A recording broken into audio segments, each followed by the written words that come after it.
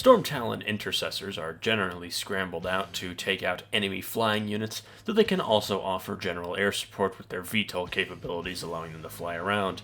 They are a relatively recent Space Marine vehicle. Hello everybody, my name is Spoons Rattling, and today we are covering the Storm Talon Interceptor, one of the alternative build to the Storm Talon gunship, which is unsurprisingly very similar. So the Storm Hawk Interceptor comes in at 155 points for a fairly standard plain stat line. He moves at 20 plus inches, toughness 9 with a 3 plus save and 10 wounds, leadership 6 plus, and OC nothing. In terms of ranged weapons, the Twin Assault Cannon is devastating wounds and twin, with 6 attacks that hit on 3s at 36-inch range at strength 6, AP 0, and damage 1. The Skyhammer missiles are anti-fly 2+, D3 attacks that hit on 3s at 48-inch range, with strength 8, AP 1, and damage D3. The Twin Heavy Bolter is sustained hits 1 and twin linked, with 3 attacks that hit on 3s at 36-inch range with strength 5, AP 1, and damage 2. The Typhoon Missile Launcher has 2 profiles. Crack is 1 attack that hits on 3s at 48-inch range, with strength 9, AP 2, and damage D6. The Typhoon Missile Launcher Frag is Blast, 2d6 attacks that hit on 3s at 48-inch range with strength 4, AP 0, and damage 1. The Las Talon is 2 attacks that hit on 3s at strength 10, AP 3, and damage D6 plus 1 at 36-inch range. The Icarus Storm Cannon is anti-fly 2+, with 6 attacks that hit on 3s at 48-inch range with strength 7, AP 1, and damage 2. In terms of melee weapons, it's a fairly weak armored hull with 3 attacks that hit on 4s at strength 6, AP 0, and damage 1, but obviously this thing isn't going to be in melee. In terms of ranged weapons, though, the Assault Cannon, Skyhammer Missile, and Icarus Pod are all solid, and the Las Talon and Typhoon Missile Launchers offer some decent anti-light vehicle firepower. In terms of abilities, it has Deadly Demise D3 and Hover, so you should always start it in Hover mode. Interceptor, when this model makes a ranged attack that targets the unit that can fly, add 1 to the hit roll, which is fairly standard for this sort of plane, and at least does help it have somewhat of a niche against things like battlesuits or Space Marines with jump packs, if you give it the full anti-fly loadout, but I guess that depends on, of course, how you load it out. If you give it the missile launchers and the Las Talons, it will be better at hunting vehicles. If you give it the Skyhammer missiles and the Icarus Storm Cannon, it'll be better at hunting infantry. However, though, we do need to cover its basic loadout first, which we are going to do now. It comes stock standard with a Twin Assault Cannon, a Skyhammer missiles, a Las Talon, and an armored hull. This is a fairly solid loadout, though I wouldn't say anything special, as it's a little all over the place. You can replace the Skyhammer missile launcher with either a Twin Heavy Bolter or a Typhoon missile launcher, and then the model's Las Talon can be replaced with one Icarus Storm Cannon. If you want to go for pure anti-infantry, I would generally keep the missiles and bring the Storm Cannon, just for a lot of anti-infantry shots. If you want to go for a little bit more tank hunting, bring the Typhoon missile launcher and the Las Talon, though I'd generally say that the anti-infantry build is probably a little better, just because of the volume of attacks you can get, even if they aren't necessarily the highest quality compared to things like a Las Talon. In terms of buff options, obviously the Space Marine Tech Marine would be very useful, with +1 to hit and healing. This is, of course, super useful for any vehicle, though it's not really consistent. You might be able to get it turn 1, but it does also have some overlap if you're shooting at flying things, as you'll already be at +1 to hit, which means this buff doesn't really do that much. It could hang back and fire air support, but I would say that's generally not super useful. The Stormspeeder Hail Strike can give it extra AP, which is always useful, and the Thunder Strike gives it +1 to wound. It can really help the missiles and the Las Talons actually do something against bigger vehicles like Land Raiders to get them more wounded effectively. In terms of detachments, Gladius gives it Advance and Shoot, which it does like. In terms of Iron Storm, the Las Talon does appreciate the rerolls because it's a decently large anti-tank shot.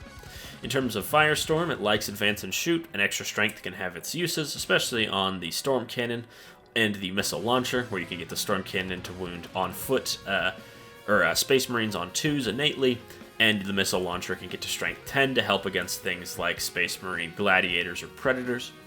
In terms of Stormlance, I'd say it's a fairly mediocre target for Ride Hard and Ride Fast, as that's a buff that would generally go a lot further on something that's a lot bulkier. And then in terms of the other detachments, as I mentioned, I won't be covering all the detachments, as there really isn't much reason to cover all of them, as I'd be saying the same thing over and over again, especially even more so with a plane like this. It does have the Raven Wing keyword, but it doesn't really benefit that much from that detachment. and it really just offers some anti-fly firepower or a few very mediocre anti-tank shots. Overall, I would say it's not really going to be a star in any of the detachments, even the ones I listed. I would still say it's more of a middling choice and definitely not something you should try and build around, because plain Marines I don't think is a very strong build. In terms of Crusade rules, though, there are the Space Marines, which can give it Resilient Machine Spirit for just an extra couple of wounds, which is always solid. Weapon modification, you could give it extra attacks or strength or AP, are all very useful on all the weapons. In terms of Tyrannic War, Blessed Hole is great for that 5+ invul. Auto Repair Node's very useful to make sure this thing stays in the fight a little bit longer.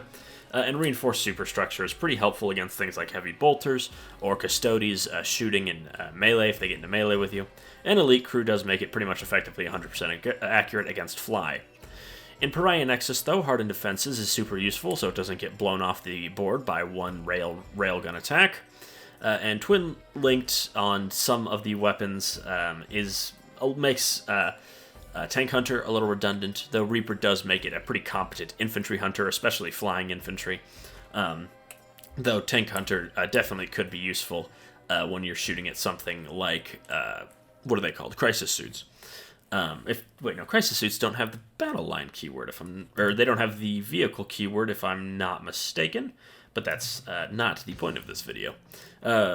Regardless, I would say that both Hardened Defenses and Reaper are both solid upgrades, as this thing will mainly be hunting infantry with all of its guns.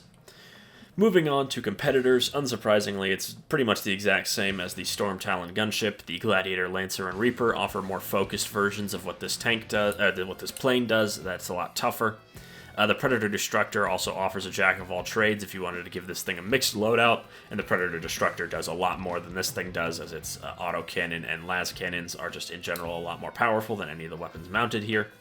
And then if you're using Legends because you're playing Crusade or some other narrative game mode, the Deimos Predator is honestly really, really good. It's a 115-point Predator, basically, which can be geared out to do a lot more than this 155-point plane can. However, there isn't a lot of other competition for light flyers specifically, mainly because this thing is just better than the Storm Talon, and things like the Storm Raven or the Fire Eagle are a little too expensive for me to consider them direct competitors. However, they are certainly something to keep in mind if you want to go for planes and want something a little bit more powerful. I would generally say the Fire Eagle is the best flyer, though it's Legends, of course, and the Storm Raven offers the best plane that you can use in tournaments if that's what you care about. However, we have pretty much covered everything. We are going to, of course, do our little best use section, but I'm going to say there's really not that much to say about this plane, as it's fairly boring and also doesn't offer too much. I will say, though, I think the Storm Hawk is probably one of the better sort of planes that aren't like a transport, i.e. like the Storm Raven. It's definitely better than the Storm Talon gunship. Personally, I would just gear it up with the anti-fly things and try and hunt things that are more valuable than it, whether it be Crisis Suits or like a Riptide, or you're just shooting at normal Space Marines. It will still be pretty solid. But overall, it's just mediocre is what I would call it. It is at least tougher than the Storm Talon, as it's toughness 9, not toughness 8. I'm not exactly sure why that is. And his damage is significantly better, as he gets 3 weapons instead of the 2 of the gunship, which seems a little strange. You think the interceptor would have less guns and the gunship would have more guns. However, in general, you are paying 155 points for what is effectively a very weak Predator Destructor that has less damage and is more fragile. And all of that for 25 points more. I would say even though it is an okay plane, planes on the whole are just generally going to be overshadowed for whatever role they are trying to fill out. And it's no different with the Storm Hawk. Just because it stands out a little bit against the Storm Talon doesn't mean it's going to take home the gold. I've been Spoons Rattling. I hope you enjoyed this video. Make sure to like, comment, and subscribe.